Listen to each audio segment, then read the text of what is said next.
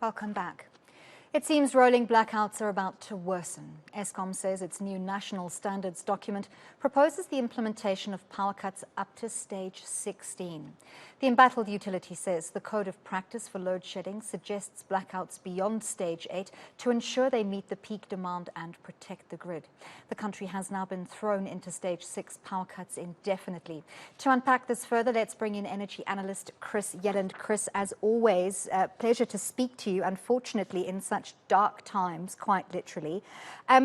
I want to start off by finding out from you whether you think we are actually, in fact, on stage 6, when some areas are experiencing in excess of 11 hours of blackouts per day.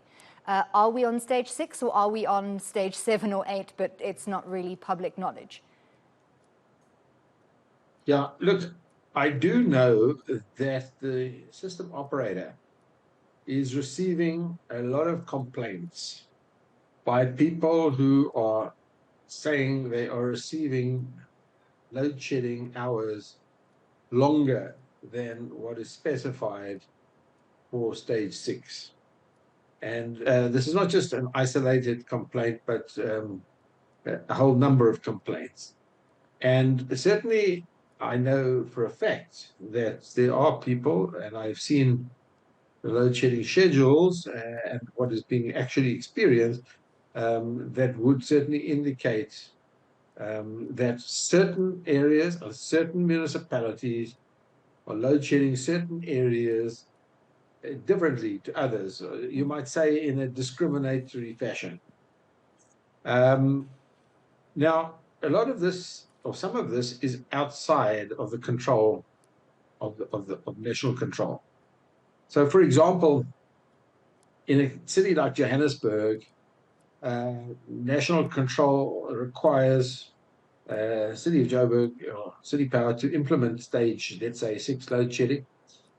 But the way in which City Power then deals with that command or instruction, in the way in which it rotates its load shedding amongst the different suburbs of Johannesburg, is up to City Power and up to the City of Johannesburg and out of Eskom's control. In other areas, Eskom actually directly, will switch off a town and switch on a town. These are more likely small towns. So it is possible that in certain areas, municipal areas, outside of national control, that load shedding may not be being applied evenly and in a non-discriminatory fashion. And yes, now there are these so-called exemptions that are coming in, for example, in respect of hospitals, and a certain number of hospitals are being exempted. And this also adds problems because a hospital may be on the same circuit as a whole lot of residents and a whole suburb, for example. So if that particular hospital is receiving preferential treatment because it's a hospital, then certain customers will be receiving preferential treatment as well, and others will have to have higher load shedding to compensate for that preferential treatment. So it is happening. Okay.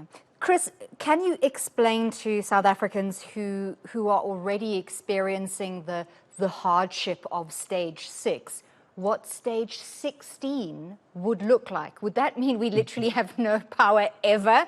Or is it not quite purely based on an extension of hours? Is it more to do with splitting of provinces, or, what's the story?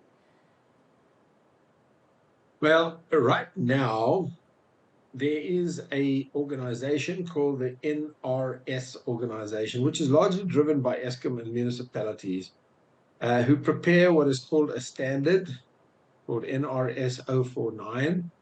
And this standard lays out the processes and protocols of load shedding. Now, it started off NRS 049 edition number 1, and that only went up to stage 4 load shedding. That was about as far as they ever envisaged load shedding. And then we experienced stage 6 load shedding, and they had to rework that document, and they took the levels of load shedding and the protocols associated with it, the schedules and how it's done, up to stage 8. 8,000 megawatts of load shedding, 1,000 megawatts per stage. And that has been in place for a couple of years now. And we know now that the third edition of NRS is been finalized. It has apparently, I'm told, been finalized. And it's going to take us up to stage 16. Now, the details of that protocol are not in the public domain yet. So although the NRS committees have finalized that specification, it then has to go to the National Energy Regulator of South Africa, NERSA, who may, in their wisdom, decide to do a public participation process by releasing a draft to the public for public comment before finalizing it. But I don't know that is going to happen for sure. I suspect it'll probably go through a public process, but it is conceivable that NERSA might just approve this without a public process.